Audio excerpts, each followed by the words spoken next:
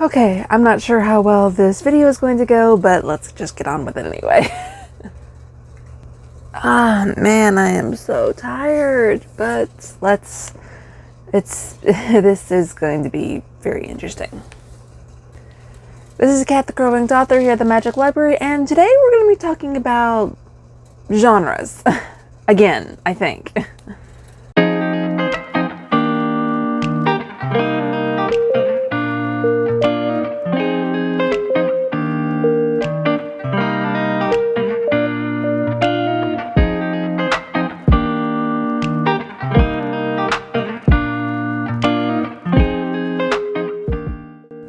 I was looking through some of my other videos and I realized that I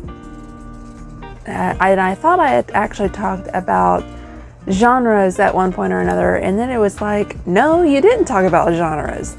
But I've got to look a little bit more closely through all those to really do it, but let's talk about genres. Specifically, we're talking about one kind of genre, and that is going to be fantasy.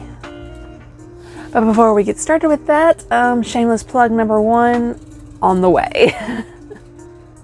If you guys like paranormal dark fantasy and the little innuendos that it comes with a little bit of romance, some mystery, some a coup to overthrow the ruling monarchy by the villain who's doing this based off of a personal vendetta, then you might enjoy my debut novel, Arborealux.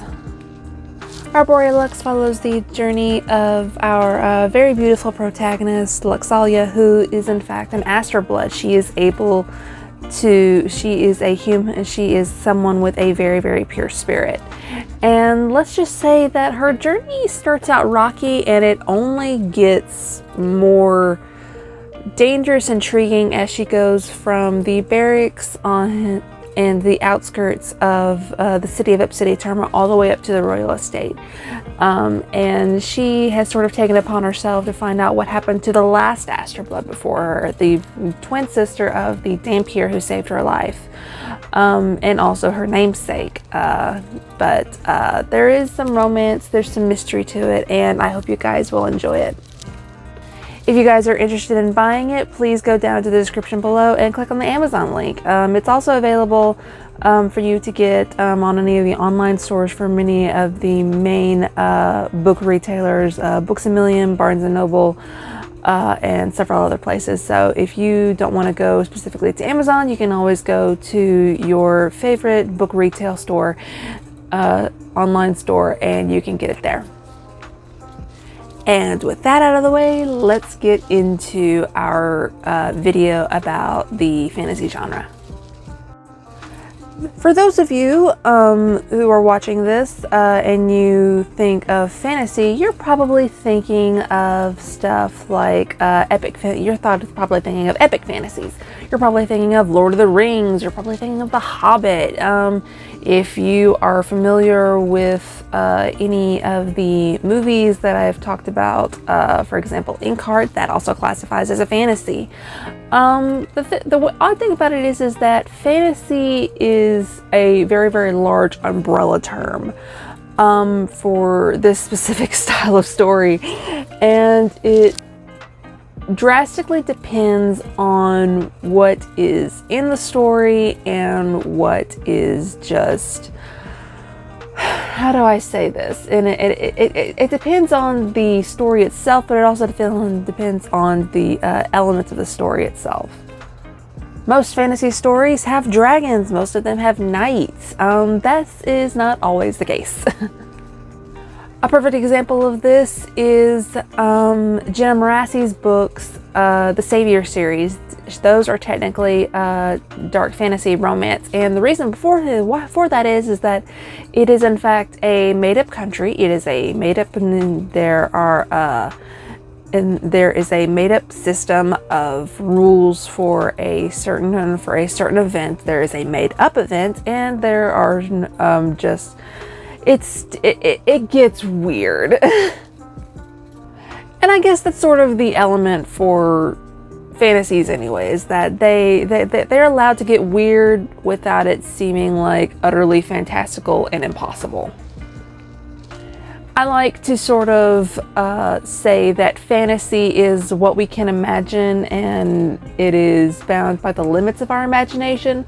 But at the same time, it's like, you're tripping, you're on an acid trip in a dream if something very, very weird happens. So it's a very fine line, and it's a very fine line that you sort of dance across for whenever you're reading fantasy or you're writing fantasy. My particular specialty is supernatural dark fantasy. I like writing elements of fantasy that are more on the paranormal side of things. For example, I like doing vampires. I like writing about vampires. I like writing about werewolves. I like writing about ghosts. And elements of, and of course elements of magic. And that sort of ties everything into my stories and everything tie into fantasy, but more specifically the supernatural slash paranormal dark fantasy is where it sort of goes from like a lighthearted epic adventure to something that is basically going to seem a little bit more real. The dark fantasy genre is by far probably the most intense subgenre of fantasy, and it's because it sort of touches on topics that are not very comfortable for young adult novels, and it gets a little, not necessarily cringe, but it gets a little grungy, let's just say.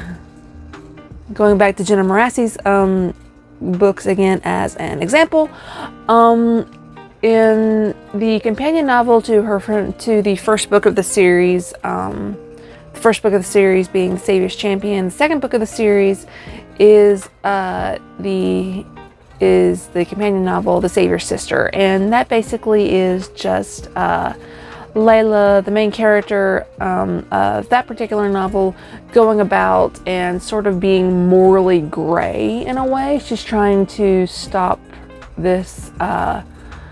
She's trying to stop her own assassination, and she's sort of taking it into her own hands by... Oh, Jenna Morassy, please forgive me for spoilers for by basically killing off members of her father's council, and it gets really, really intense because she doesn't know who she can trust. She also has to deal with the fact that all these men in the Sovereign's tournament are lusting after her. Some of them for nefarious reasons, some of them for just innocent reasons that are they just have no idea what's going on, stuff like that. If you guys are interested in that kind of story and everything, I highly recommend you actually go and read Jenna Morassy's The Savior's Champion and The Savior's Sister, specifically because from what she said, The Savior's Army, the third book in the series, is actually supposed to be coming out soon, and I actually cannot wait for it. I've already read through Savior's Champion and Savior's Sister, and wow, were they intense. There were many a time at work that I literally was listening to it and I literally screamed like, what the?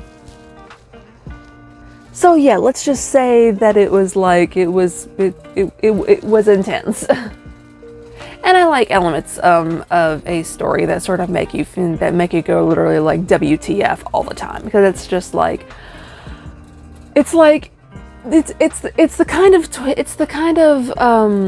details that like are giving you the twist that you want, that you sort of suspect, but at the same time it's like, wow, you expected that, but you didn't expect it to go that much of a twist. It's really, really interesting and everything. So definitely, if you guys enjoy me raving about Jenna Morassy's The Savior's Champion and The Savior's Sister, please go and give her some support, especially during this time when her partner is in the hospital. So yeah, if you want more details about that, please go over to her YouTube channel, Writing with Jenna Morassy, and subscribe there and give her some love and support, because she definitely needs it. I don't care if she says she's a cyborg. that cyborg's about to get love from the magic library filled with the awesome magical creatures that I know and love. And let's just say that it's just, us writers have to stick together no matter what. Besides supernatural dark fantasy and dark fantasy romance, like Jenna Marassi's books, there are other subgenres for it. I mean, like I've already talked about epic fantasy. There's also young adult fantasy, which I think would be classified as, most of Cassandra Clare's books would be classified as stuff like that. And the young adult genre opposed to the adult genre, the young adult versus the adult side of things, again, that's another fine line that some stories seem to dance across. And it specifically has to do with tone, language, and of course, gruesome details. And there's a reason that I say this. Some details are safe for the young adults that are just going into reading, but they're not exactly safe for work. That's as easy as I can say that. Think of young adult as safe for work. Think of adult is not safe for work. I know that's very, very odd to say, and immediately most of you are going to end up thinking about something not necessarily meant for YouTube, but that is not what I meant. Young adult dark fantasy is very, very different from adult dark fantasy. Dark fantasy for young adults, there's going to be some hints at nefarious topics and very uncomfortable topics. But in adult, they're just going to go out and I'll say it. There will be mentions of it, but they won't go into too much detail. And I think that's a very hard distinction for some writers to get at, whether they are a young adult author or they are a regular adult author. I like to sort of say that I'm in between. Because for those of you who have actually read Arboreal Lux and everything, you can see sort of the dark and gruesome details that I put into it, especially where the villain is concerned and the sort of curse of fear that has taken over the entire city of Obsidia Terma, and it's because of the details and everything. The reason I say I'm sort of like dancing across the line as some authors do is that I like to base most of my stories off of things that have happened in our history, in humanity's history. And humanity's history, definitely more on the darker side than it is the good. I mean, think about it. There have been wars been waged based on religion, based on bigotry, based on the personal beliefs. That's like nothing is solely based on justice.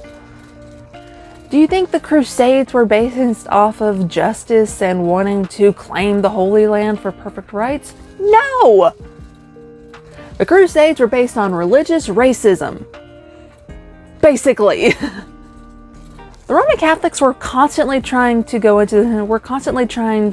come to Jerusalem to take it away from how they would say infidels, but the thing about it is that the Islam are not infidels. I don't understand why people don't understand. I don't understand why people do not understand this.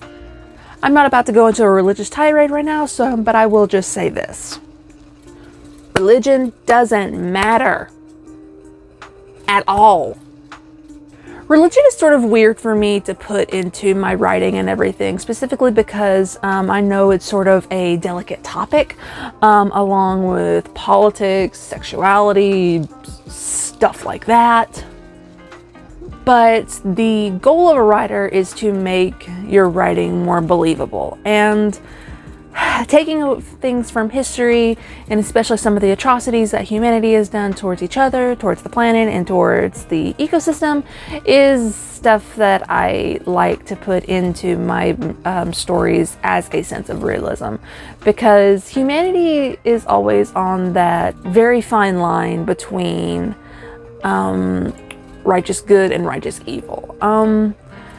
And you would think righteous evil is like is sort of an oxymoron, but it's technically not. Righteous evil and righteous good are sort of like that weird disconnect between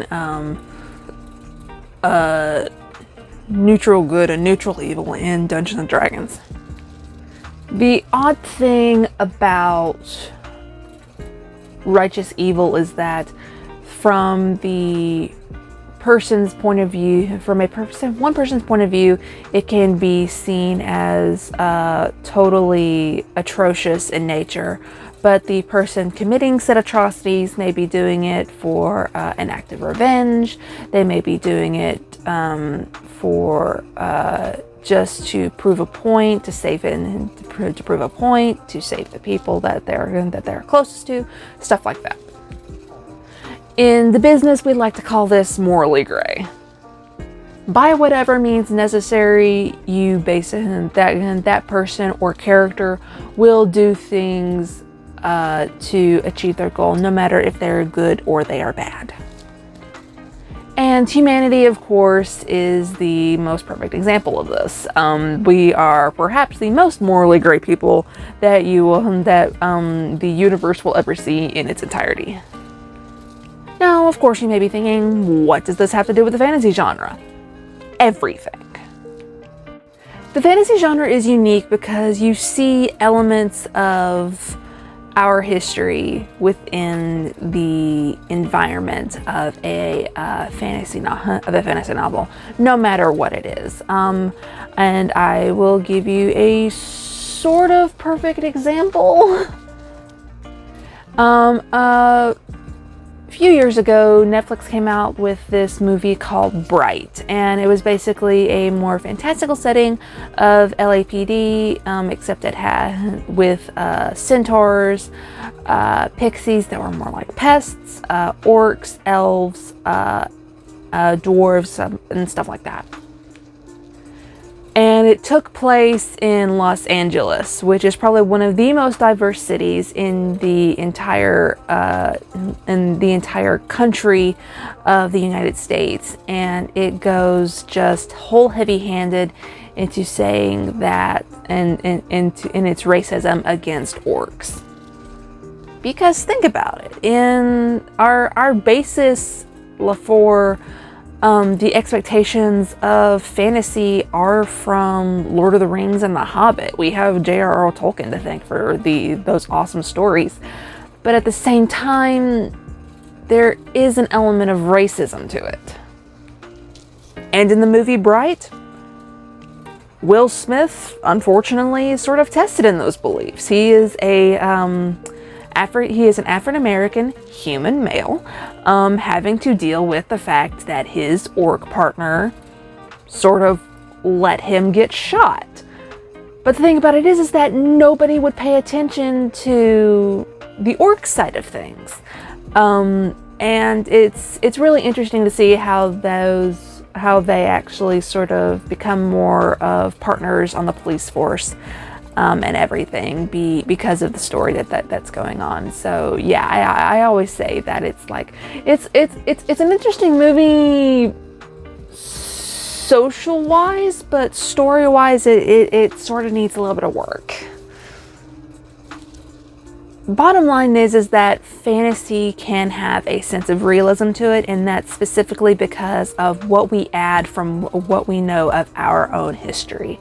Whether it be racism, whether it be war crimes, whether it be the generosity that you see someone do for someone while walking down the street. It's just, let's just say, if your story has humans in it, you're going to end up putting into the story and putting into those characters' lives what you've seen. And and it's so funny to see people say, fantasy isn't real. Well, what's not real about it? There are no dragons, there are no fairies, there are no elves or dwarves. Well, that's technically true to an extent, but think of it this way. What do we really read or watch fantasy genre stories for? We do it for the adventure. We do it for the characters. We do it for the fact that these characters are tied so incredulously with problems that you would see in our world. In Arborea Lux, Luxalia has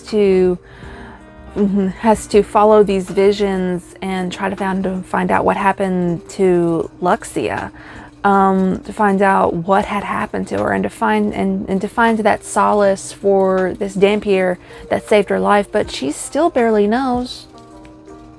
And she does that because at the beginning of a person's life, we are all innocent.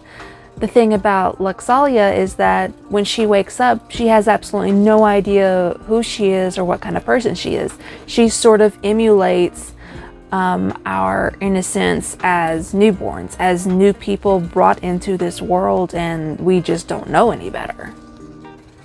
And as Luxalia journeys from the outside of the city towards the inside, she never quite loses that innocence, but she grows more empowered. She grows more emboldened by these sort of wrongs that she sees towards the people, and she wants nothing more than to help.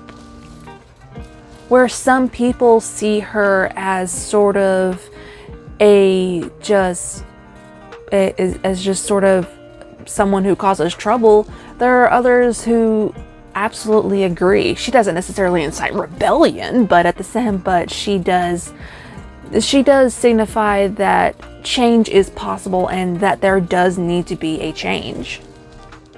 She signifies that humanity can change over time, even if they do stay the same. And no matter what, it gets very, very hard to sort of keep those beliefs with some of the atrocities people can do, whether they're a vampire, whether they are human. No matter what, you basically still have to deal with the sort of righteous evil of the average human mind. That was getting a little too philosophical for my taste, but hey, it sounded wise.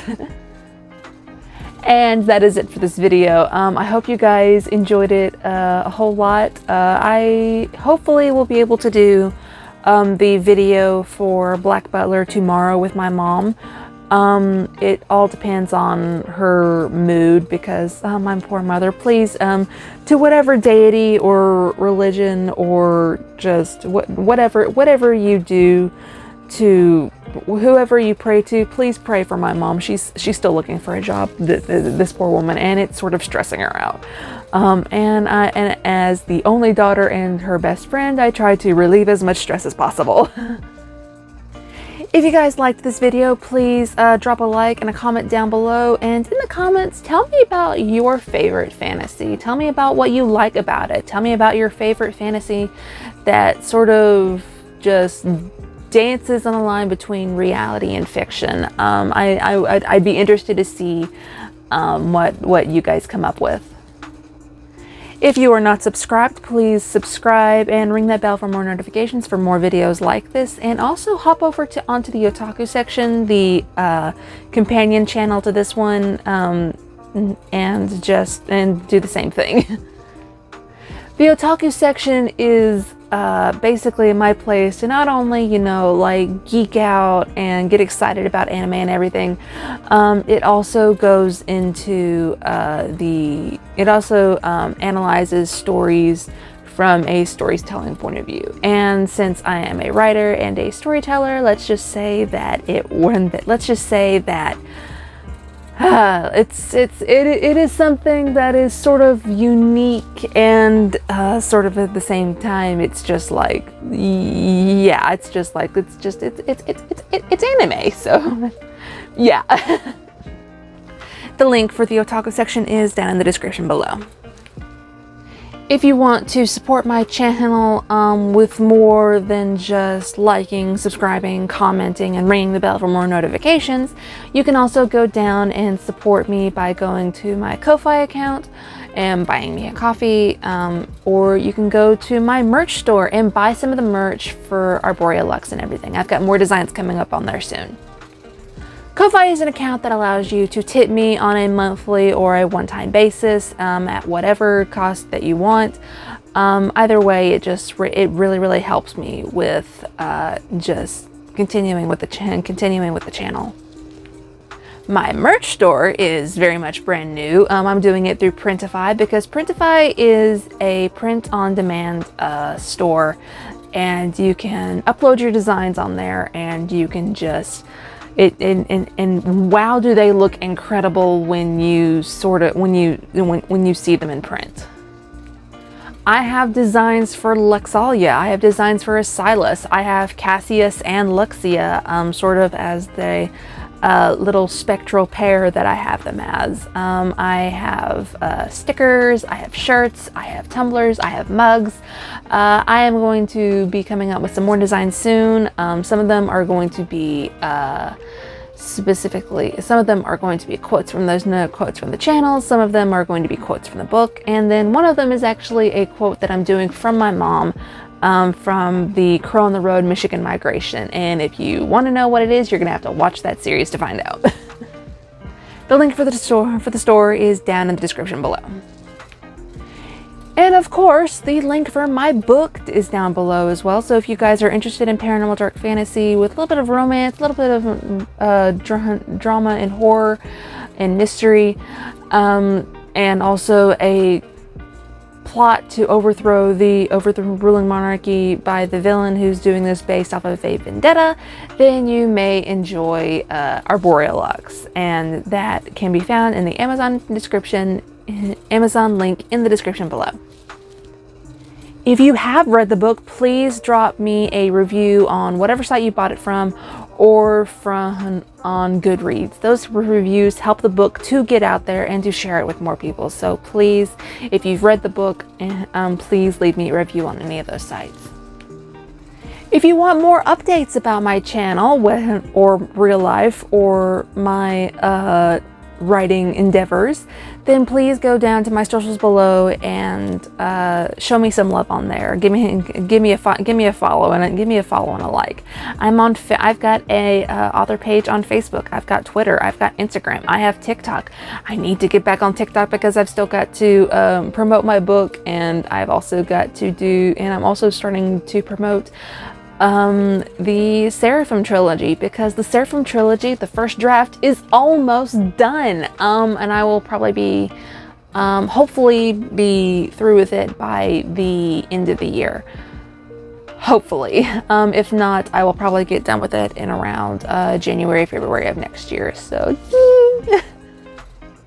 I hope you guys are looking forward to it, and I hope you guys are looking forward to the other videos and topics that I cover on the channel.